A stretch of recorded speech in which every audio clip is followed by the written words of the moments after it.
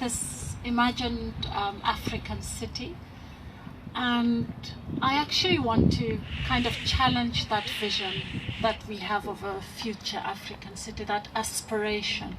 And I use some images from Corinthia Hotel in Khartoum to demonstrate that.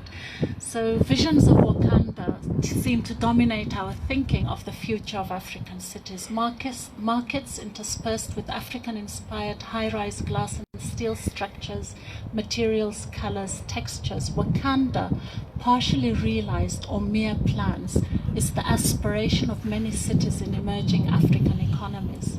Khartoum's planned Sonot development has been called the Dubai on the Nile and Sudan's Manhattan. An urban forest of Sonot trees is being destroyed in its development. My mother says they have removed all the trees, built the neighborhoods and called them after the trees. شالوا الشجر وسموا الأحياء بأسماء الشجر. So I really believe everything. And then I blogged about this, and then one of my colleagues in South Africa responded to my blog with a very old song. They paved paradise and put up a parking lot. They took all the trees and put them in a tree museum. And they charged all the people $1.50 to see them.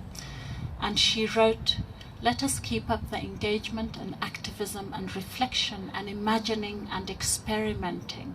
We might yet evolve an African aesthetic that is astonishing and fulfilling and ours. Not an aesthetic that is sold to us by Hollywood, but an aesthetic that is ours." The imagery that is used, and I can also here refuse to bring it closer to home, to some of the imagery used in the Khartoum structure plan. I don't know if all of you have seen it, but some of the imagery in the Khartoum structure plan I think is highly problematic. It implies a scale and an interface with the public realm that is exclusive and exclusionary. It does not relate to the finer grade of existing urban fabric. It does not imply a relationship with the streets that encourages different levels of commercial activity.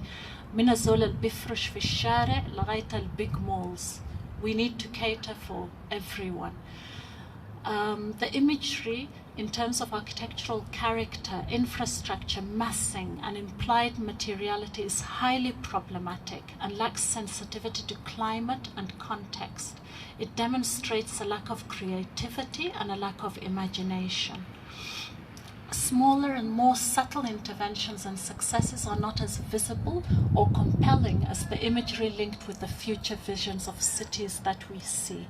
These small actions that happen on our streets, in our neighborhoods, have immense catalytic and transformational potential, but they are less captivating, sometimes invisible. However, they are vital for the survival of many. So the way we design our spaces has a lot to do with supporting people's livelihoods. I believe that space has power, space is political, space is never neutral, it has meaning. Space tells us, are we valued, are we important, and do we count? Space can exclude, humiliate, intimidate, and anger. And one of my favorite quotes is, "Create inhumane environments and people will respond likewise." And that's why we see a lot of protest and anger around space in cities in particular. And we see communities through protest trying to negotiate around their space. In South Africa, we have incredible anger, burning tires. I presented this same talk in Juba in South Sudan, and one of the architects there said, "Oh, you have people burn tires on the streets in South Africa around housing and land issues. Gatley in Juba, they come with their RPGs, and it's like serious weapons fighting around land." So that anger is demonstrated in different ways. I've written about this. Please visit those articles online. I've written, South Africa urgently needs to rethink its approach to housing when the anger got incredibly severe at a certain time. I've also written about what architects need to learn from South African student architects. And these are some of the images in South Africa and around space and cities and housing. But I've also written about how the Sudan student protests, لما طلعت الإشاعة, I'm not sure, إشاعة حقيقة, around بيع جامعة الخرطوم. I wrote with Maryam Muhammad Abdullah something that we titled Sudan Student Protests Show How Much City Planning and Design Matter. And more recently, myself and Muhammad Bakhit, we wrote about the symbolic significance of the space protesters made their own about Meydan al-Riyada. So in all of this journey, my belief is that we need to facilitate inclusive transformation through the promotion of policy, legal, finance, and design models that achieve quality and participative form-giving and space-making, viable and affordable development strategies to allow for access to opportunity, equity, and diversity. I believe that the Smart African City has developed advanced tools and mechanisms to manage stability and change, to manage the formal and the informal. It's an inclusive city. It embraces complexity, the unexpected and the unknown. I believe we need to reimagine the African city as a livable city, equitable, beautiful, functional. It has diverse opportunities. It offers people a chance at improving their lives and livelihoods. And it's a lovable city. It resonates with many people over many years, accommodates and embraces diversity, choice and change, and it's embedded in context in terms of culture and climate. So that's the first part of my presentation. If you'll humor me, I have a couple more things I want to share.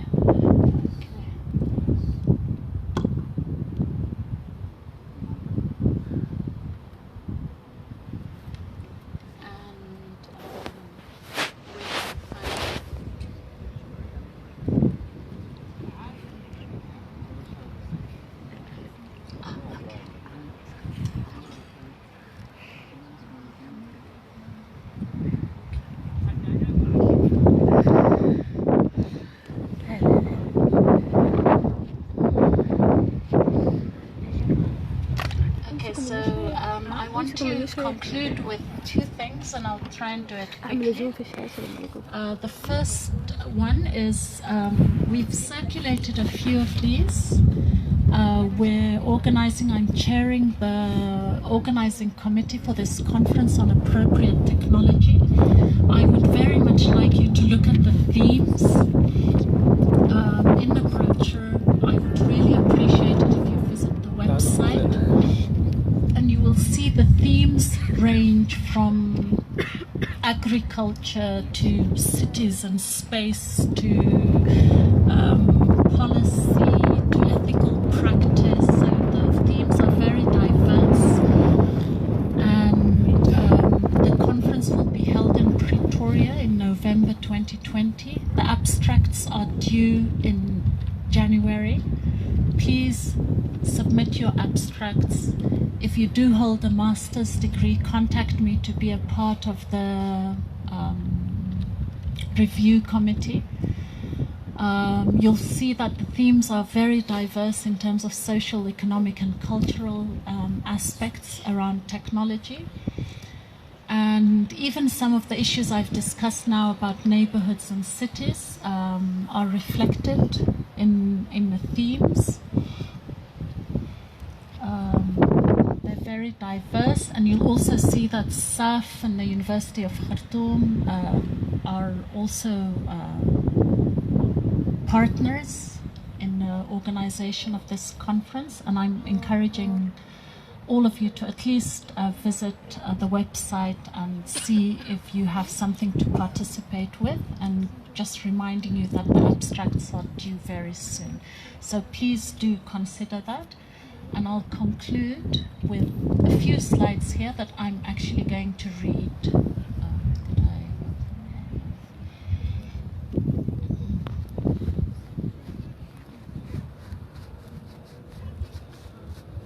It's something that it's a work in progress, a paper that I'm calling Architects Using Virtual Spaces to Imagine and Use Sudan.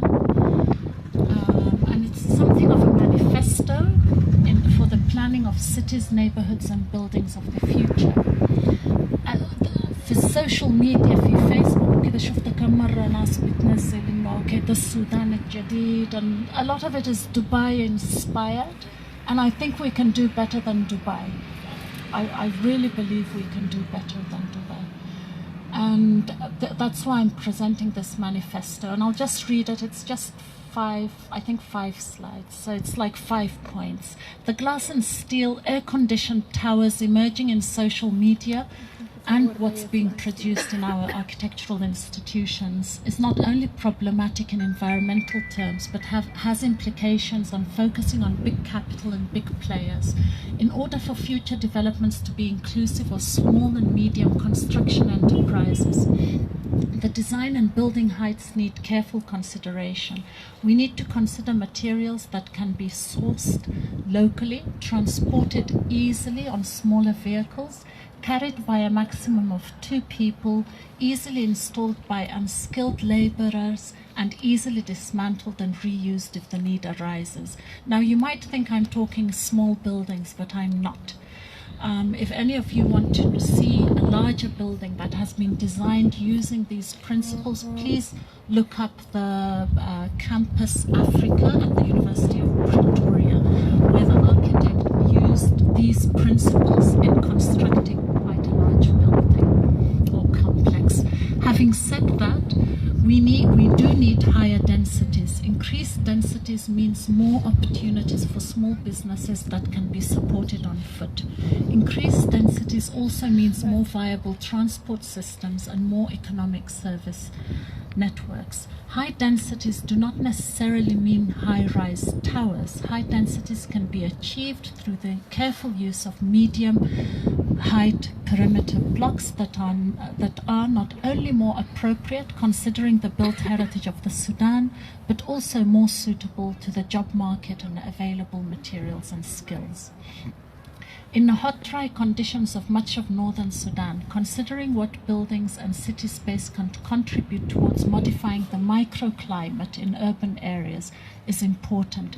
Passive cooling mechanisms, shade, ventilation, and managing dust are key at both urban design and building levels. By better using urban space, an ancient practice that establishes a strong connection to the temperature changes through the day and the seasons is maintained. Traditionally, much has been done outdoors from the afternoon to the early morning of the following day. We've stopped having that relationship. We need to fix that again. This relationship must be maintained at the level of the house as well as at the level of urban planning. I think it's key. It's really simple principles. When I examined at the University of Khartoum a couple of years ago, really simple principles that just seem to have been neglected. I just confirm here that it must be maintained at all levels. Environmentally, there are many challenges, but also opportunities. In Khartoum specifically, the rivers are a major resource. We need to harness the water of the rivers. Not only do we need to work strategically along the river banks, but we also need we also need to bear in mind that the river banks must always remain accessible to the public. One of the very big issues I have is that the riverbanks must never be privatized, but we also need to devise ways in which waterways can be extended into the land. We need to use it to modify the microclimate, better manage rainwater drainage systems. With limited or no ground cover, Khartoum does have an abundance of trees, and this is a characteristic that we need to maintain for heritage reasons and for modification of the microclimate. In this process of innovating unique, context-specific and relevant solutions for the future Sudan, public awareness and consultation should be part and parcel of the plans. And our policies must be pro-poor. That's really important. Our policies in urban development must be pro-poor, serving the majority of the population exploration and supporting people's rights to city and to space and to opportunities. Our transitional government needs to set the scene for the democratic government after 3 years and delivery systems through targeted government programs. And that's what I'll conclude with. Thank you.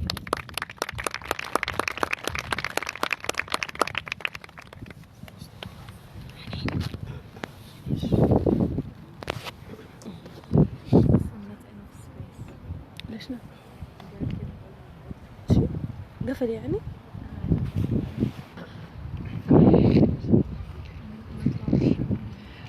نشكر بروف أميرة على المحاضرة القيمة جدا، ونعتذر على شوية التغييرات في السي في. طيب نفتح باب الأسئلة.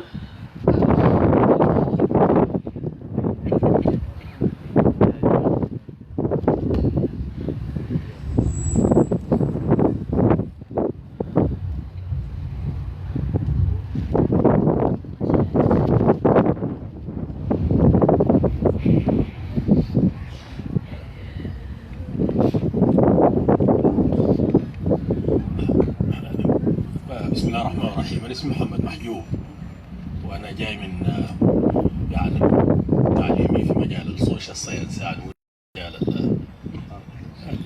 المعمار لكن عندي شوية انترست يعني وشوية أصدقاء في مجتمع المعماريين وكذا يعني، وأت تايمز يعني بتابع بعض المشاغل وبعض الاهتماماتهم وكذا يعني، وأنا اكسايتد حقيقة يعني بروفيسور أميرة، يعني دي اللي تحدثتي كأميرة برضه يعني as a princess. و يعني يعني source of my is about يعني the conceptual في الثيسيس أو الثيسيس اللي داولتيها هذا المساء. طبعا الجو شويه يعني بالنسبه لناس كبار في السن زي انا، مش احنا قاعدين نجيب شويه هسه من شويه البرد يعني. لكن anyway يعني باك للموضوع البارادايم when talking about not about form but about integrity, about ethics. And it appears to me like this is rather paradoxical as well, talking about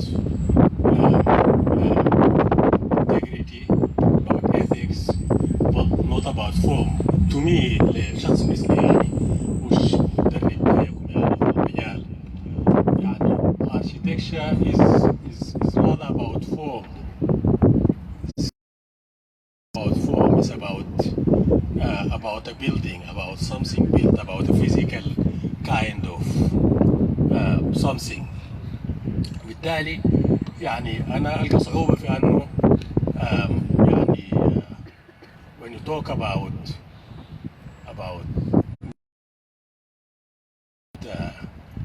أخلاق يعني investigation for what is a form. أنا يعني صورت أنه يعني a form إزاي، لكن a form needs a context.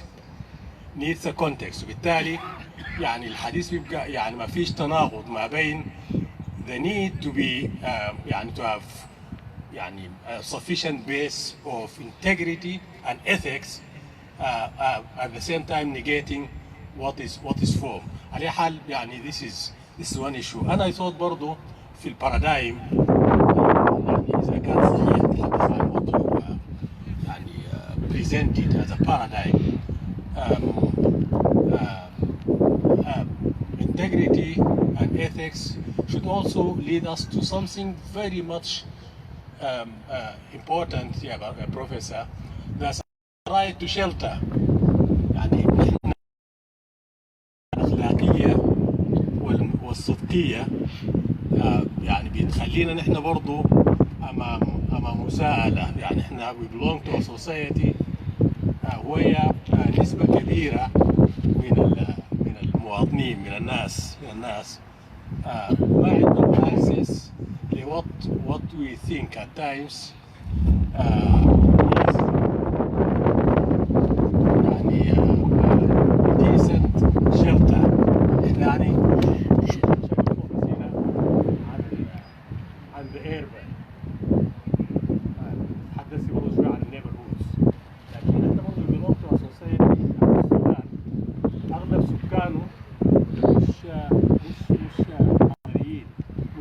الشباب ديل يعني ناس جايين من جاي من الريف، جاي من الابسكيس، جاي من يعني حتى يسموها الباديه، يعني مجتمع كبير ما صغير يعني. المجتمعات دي فيها مشكله حقيقيه بتاعت الشلتر اللائق المناسب. فوين برضه نحن يعني الفوكس بتاعنا on integrity and ethics, where do we locate the need for a decent shelter. انا افتكر انه دي مساله مهمه وكده يعني. انا حاسب انه برضه we may need to expand the scope from just focusing on an urban kind of architecture a societal يعني that should include بالضروره يعني the urban, the rural, وبعدين the nomadic and the neither nor. لا هذا ولا ذاك. في ناس يعني في الجبل الثلاثه دي ما موجودين برضه يعني في بلد زي السودان وكده يعني. على حال يعني انا بدي شويه هضرب ساكت يعني. I like بالضروره يعني يعني the in-depth theses اللي شفتها الليله وكده يعني. وانا would love انه اشوف انه فعلا انا مش مع الاجتماع واسع بتعملوا فيه انتم كمعماريين يعني في السودان وكده، لكن اتمنى لو انه ده بقى جزء من سكول، من مدرسه اذا ضيقنا السكوب السودانيه في المجال ده وتكون all inclusive. ما نشوف فقط ذا الناس في السودان بيتحدثوا عن معرفه التهميش وبتاع صح وغلط، مش مهم يعني. لكن انا كنت يعني انا الليله مشيت العصر لحته بعيده في مدرمان، يعني بعض الناس بيكونوا شافوه، بعض الناس ما في ضواحي مدرمان وكده يعني. ما يعني حسيت بانه كاني انا في مجتمعي المحلي في ريف السودان، في حته بعيده في كردفان وكده، مش في الخرطوم اللي انا ساكن في قلبها وكده يعني. شكرا جزيلا.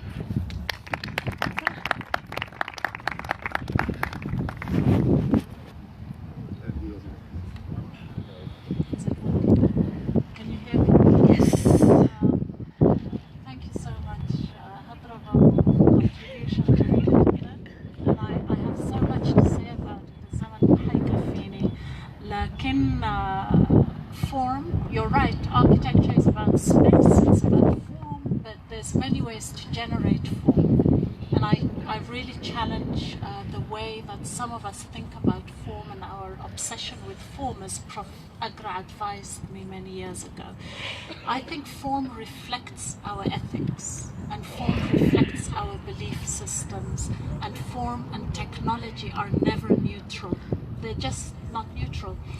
And having lived and worked in South Africa for so many years, we are living in a situation where space and technology and all the built environment professions were used to disadvantage.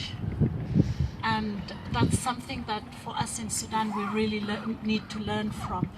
South Africa has one of the most successful housing programs internationally with regards to the provision of housing. They provided, for the first 10 years of democracy after 1994, they provided, perhaps it's what you might call a decent shelter, and I think it ended up further disadvantaging many people. فنحن بالنسبة لنا في السودان we need to approach housing by learning from those lessons. Nabil Hamdi wrote many years ago that housing is not about houses. And the disadvantage that happened to many people with the South African housing program is the issue of location. So you can provide a shelter in a location that has no facilities, that's far away from job opportunities, where you spend a lot of your salary and time traveling to and from places that do have the work opportunities, and you can be hugely disadvantaged. So you can get a nice house unit, but it's so poorly located that you're further disadvantaged. So location can be disabling. So housing is more than a decent house or a shelter. Housing is really a lot more than that. But I love the provocation, I love your contribution, and you're absolutely right. But it's so complex, and I'm hoping that we learn from these international experiences. But the message that I really want to say is that technology and space and the built environment are linked to our ethics and belief systems.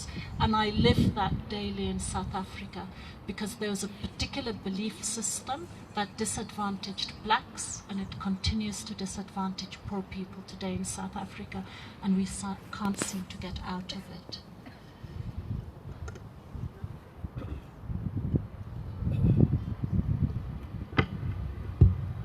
ايوه، ناخد سؤال تاني. نحاول نختصر شويه عشان البريد وعشان نقدر ناخد اكبر عدد من الناس. شكرا يا تسنيم. انا اسمي زينب الصادق، وانا والله مبسوطه جدا بالمحاضره دي. وانا يا بروف شفت الشغل بتاعك مع مريم القبطي ده، والشغل بتاع الاعتصام، لانه ده من الريسيرش انترست بتاعي.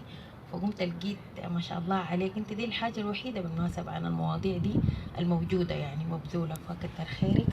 انا اللي عايزه اقوله يعني انا بفتكر انه الكلام هو تعليق يعني مش سؤال، لكن الكلام عن الموضوع بتاع يعني مثلا الفورم والموقف ده، ما هو موقف مبدئي. كل اركيتكت ممكن يتخذ موقف بانه مثلا ما عايز فانسي فورمز، لكن انا شايفه الحاجه المهمه والاساسيه هي الحاجه الثانيه بتاعت انه انه كل الناس عندهم the right to the city. اي زول عنده right to the city، فمعناته دي معناتها الموضوع بتاع المساواة الناس في الموضوع ده، سواء كانوا أغنياء أو فقراء، لازم يكونوا عندهم access للسيرفيسز وللسبيس في السيتي وللشلتر ولكل الحاجات دي. فهي الحاجة دي الأساسية، واللي هي دي معناتها إنه إحنا لو عايزين نعمل أي حاجة شغلنا كله هيكون في البوليسي، يعني في كيف إنه نصلح البوليسيز بتاعتنا في الاربن. عشان هي هسه مثلا الحاجه اللي انت تكلمتي عن الحته بتاعت الاكسسبيليتي للريفر بانكس، اللي هي دي حاجه من اهم الحاجات في الخرطوم مثلا. لكن مثلا دي كانت في العهد الماضي مدينا يعني مثلا جزء كبير من الشاطئ ولا الكورنيش بتاع النيل ده مدين للنادي بتاع الامن، اللي هي حته انكسسبل ات اول، حاجه بلوكت الحته دي كلها. فهي دي كلها حاجات، وهي ما بتجي الا مع يعني دي انا شايفاها حاجه مربوطه تماما بالموضوع بتاع الديمقراسي. يعني حتى احنا كان قلنا، وهي دي مثلا انت الحاجه اللي يو سجستد المانيفستو ده، اللي هو انا بفتكر انه من الحاجات اللي ممكن تساعد ليه هو زي اللي هي النيبرهود كوميتيز اللي هي هسه حاليا موجوده استراكشر اسمه لجان المقاومه، اللي هو ده ممكن الناس يعني انا ما عارفه البوسيبيليتي بتاعت انه تو كونفيرت الحاجه دي لحاجه لانها تصلح لانها حته بتاعت كونسلتيشن في الكوميونتي، في الليفل بتاع الكوميونتي، انهم الناس يكون عندهم الحق في انهم يعني يساهموا في انه في التشكيل بتاع المدينه بتاعتهم، ويقولوا رايهم في البوليسيز ويقولوا رايهم في الحاجات. فوات دو يو ثينك في الحته بتاعت دي؟ شكرا جزيلا.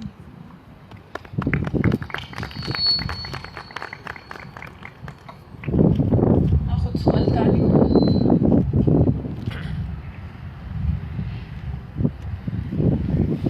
السلام عليكم. بس أنا عايز أسأل في حتة كيف إحنا نحاول نقدر نحل المشكلة بتاعت الماركت هو اللي بيأثر على الديزاينر، على الستودنت ثينكينج.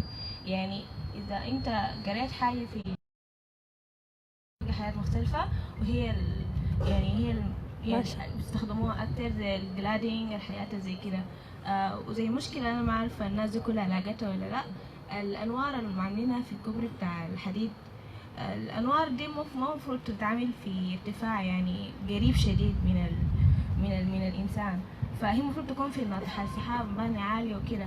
فحاجة زي دي عشان هي خلاص بقت مشهورة، أي زول أي شركة جات تعملها خلاص تبقى رهيبة، عايز تعمل البتاعة دي مع إنها هي عندها effective فكيف احنا نقدر نخلي الستودنت ما يتأثر بالماركت والماركت ما يأثر فينا.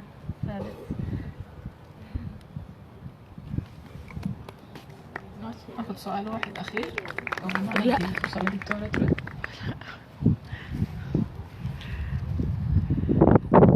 هي متابعة لموضوع discrimination في cities disadvantaged people من ناحية planning و architecture وكده. أنا ما عارفة الحاجة دي بس داخلة فيها ال architecture و planning، ولا ممكن يكون الحاجة دي الكوست بتاعها ممكن يكون social impacts تاني أو أي شيء، اللي هو موضوع ال discrimination اللي قلتيه في South Africa. يعني مثلا في South Africa في أمريكا معروفة الحياة التابعة للكلاس discrimination وكده والريسيزم. إحنا بما إنه كلنا أفريكان وبلاك هنا ما المفروض يكون في discrimination ده. هي الحاجة دي الوارثة بدأت تتوسع في المدينة disadvantaged neighborhood وكده. الكوز بتاعها ممكن يكون في شنو؟ هل ممكن نحنا يعني كاركتكتس وبلانرز ممكن نكون عندنا يد في الحاجة دي، زي ما في ناس كتار بيقول إنه الاركتكتس هم من المسببين مثلا للجلوبال وارمينج، ولا في كوزز تانية؟ يعني زي ما بقولوا إذا تعرف السبب ممكن يكون كبداية للحل. يعني إذا إنه إحنا عندنا يد في الموضوع ده، كيف نقلل البارت بتاعنا في إنه يكون سبب في الجابس دي؟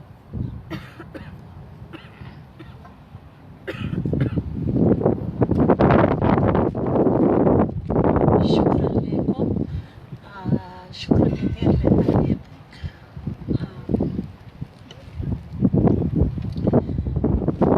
في قصة الفورم، أنا سعيد بعد ما فتحتها كنت لأنه في presentation أنا كانت عندي و I decided not to share it because of time. لكن I'm not going to share it. لكن I'll just say it's okay. I'll speak about it. هي كانت examples من شغل طلبتي. وكل project has a completely different form. You might think, you know, I still love form. زي ما قال Prof أقرع, I'm still completely addicted to beautiful forms. يعني, but my belief is that there are different ways to generate form. And what we used to do لما أنا كنت في جامعة الخرطوم, and I mastered it, and I was really good at it, and it just kind of saw me through the system, is I just generated forms. But I had no understanding of socioeconomic conditions, I had no understanding of the political implications, or how policy impacts on what I'm doing, of the cultural issues. My understanding of all of those issues was very limited. So I think the ways in which we generate form need to be a lot more interesting, complex than what we were doing in the past and what some of us are still doing. So I don't have a problem with form as such, I just have a problem, and that's why I had some examples of my students' work where different students adopted completely different approaches and generated completely different forms, each one with its own beauty, but nothing was like generated just for the sake of form. There were factors that helped in the generation of form that were incredibly meaningful. Oh, okay, so Tasneem is advising that I do show some of those images. Let me do that quickly. خايفة الناس تمل بس No, بالعكس. ممكن أعرض جزء شو؟ Yeah, just very briefly. It's, I think, 3 or 4 projects. So I have no problem with form, but I think there needs to be a complexity and a depth to the manner in which we generate form. With regards to the first person that commented around having policies that help us achieve or help people achieve access to opportunities, I completely agree with you. Your comment about لجان المقاومة ولجان الأحياء, completely totally agree with you. We have to work at grassroots level and build up. And just to share with you, يمكن يعني تضحكم شوية القصة دي، لكن it's one of my battles، وmaybe دي عندها علاقة بالتعليق الطالبة اللي علقت عن students being influenced by the market. يعني أنا لي كم سنة بحاول أقنع ناس بيتنا إنه يعملوا waste separation، بس يحطوا recyclables somewhere ويحطوا الأكل والحاجات الثانية somewhere and they're not responding. يعني I'm trying to change that culture. فبعد الثورة دي جيت ويعني قلت لأمي who I love and respect in many ways، لكن waste separation ده بس ما قدرت أقنعهم. فقلت لها ده لا كيزان لا عمر البشير، ده جوا بيتكم، انتوا ممكن تمارسوا ممارسة كويسة جوا البيت بتغيير behavior، just simply waste separation. فأنا I would love to work مع لجان الأحياء في إنه and that's why I said I think it's our own behavior, our own ethics, we fix ourselves and then we go out to fix وده الشغل بتاع لجان الأحياء. I really and then taking these principles and taking them to a higher level in terms of policy, but it's practice, it's behavior, it's like grassroots up to higher level policies. In terms of spatial discrimination and spatial disadvantage, that in other countries it happened. Tasneem, is this going to work? Yeah. Yes, maybe in Sudan we didn't have like a policy discriminating against a particular group of people, but a lot of times it becomes a lot of times our profession serves the elite and it serves big capital, and unfortunately governments a lot of times side with big capital and big money and big corporations to the disadvantage of communities, and that's something that we really need to think about and consider. Regarding the market, the same way that I'm trying to influence at home in terms of just changing our behavior, in terms of waste separation, as an example, any client, whether it's a private sector client, whether it's the government, any client, I can advise on, okay, you want to use mechanical systems, but I can design the building in such a way and I can orient it in such a way and I can select materials in such a way where I reduce my reliance on mechanical systems for that building. If you're not able as an architect to advise your client in that way, then you're really doing a disservice. You're not providing a good enough service, in my belief. So even if you're an individual, you still have the capability to influence. So if the market is demanding certain things, you negotiate your way through this, you try and influence as much as you can. Of course, there will always be limitations, but we can't just that's what they want. We need to show them.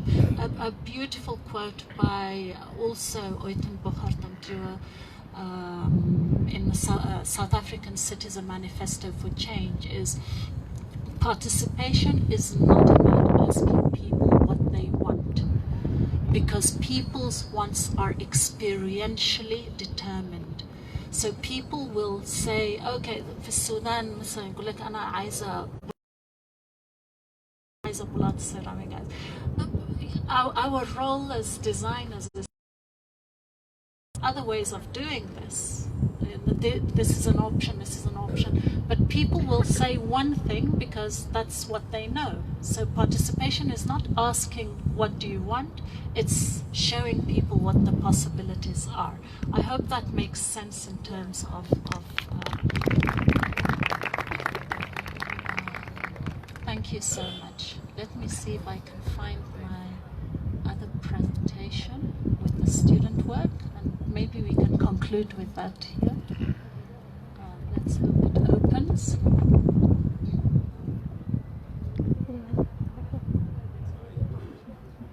Oh, is that a PDF? Okay, now let me this is the PowerPoint. No, where's the number one?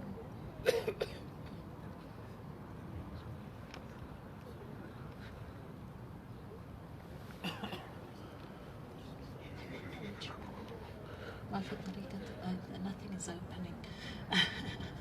There, okay. Very briefly, I seem to have spoken almost negatively about forms, so let me just share a few forms that excite me. But for me, the important thing is how they were generated, the thinking about how they were generated.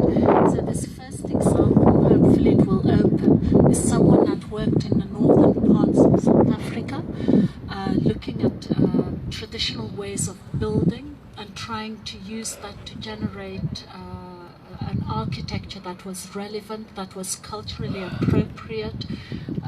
It ended up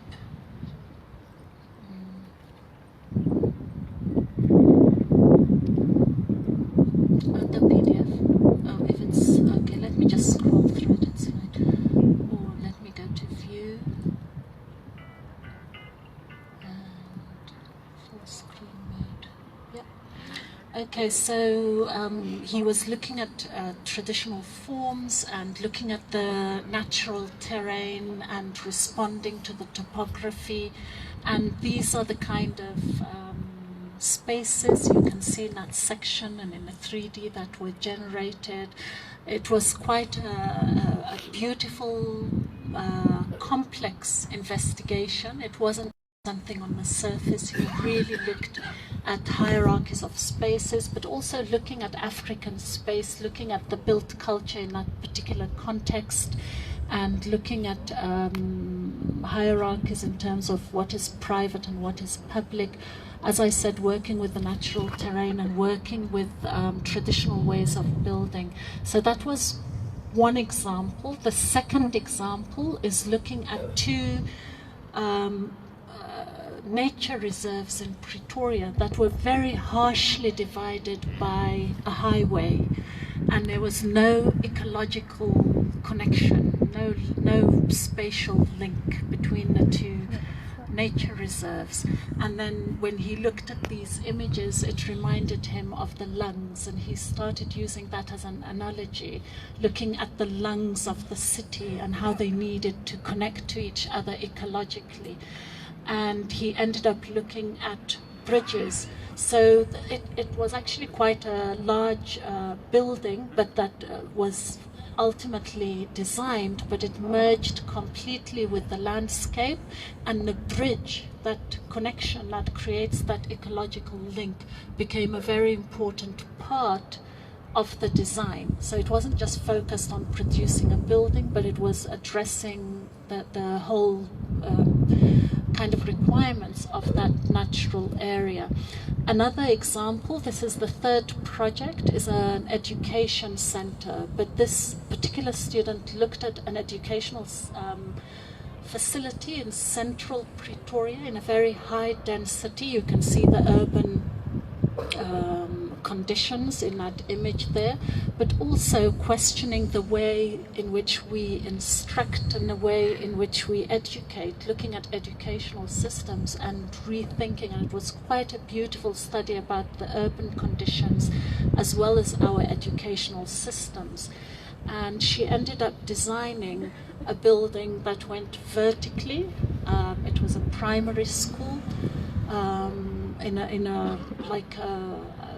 a very small area between buildings.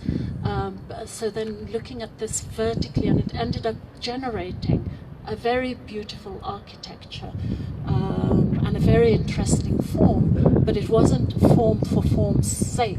It was generated through quite deep thinking about the city and about education.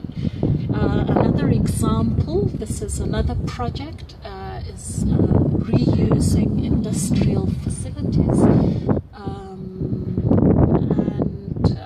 This is a power station and a wastewater treatment plant that has been converted into a research center. But the really exciting thing about this particular project for me was that it looked at producing the building materials on the site and phasing the construction in such a way that you're producing the building materials, you're actually planting, and then you're harvesting that, and then you're using it to build in a phased system.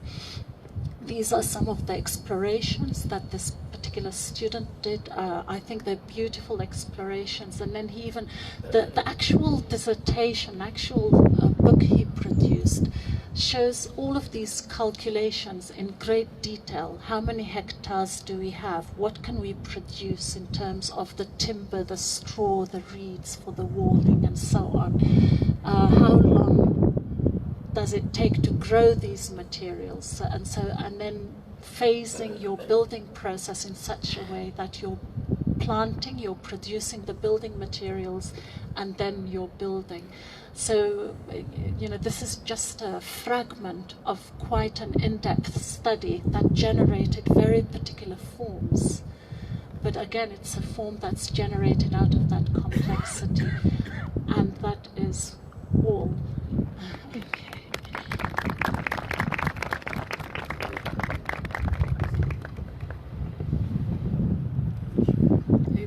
نشكر بروف أميرة على الأمسية الجميلة جدا والأفتكر مفيدة خالص. حضورنا الكريم شرفتونا كثير في ظل الظروف والجو شوية صعب. أتمنى تكونوا استفدتوا واستمتعتوا معنا. عندنا عشاء ممكن لو تنتظروا شوية لحد ما يطلع. لكن دي أمسيتنا الليلة. نشكر حضوركم الكريم والسلام عليكم ورحمة الله وبركاته.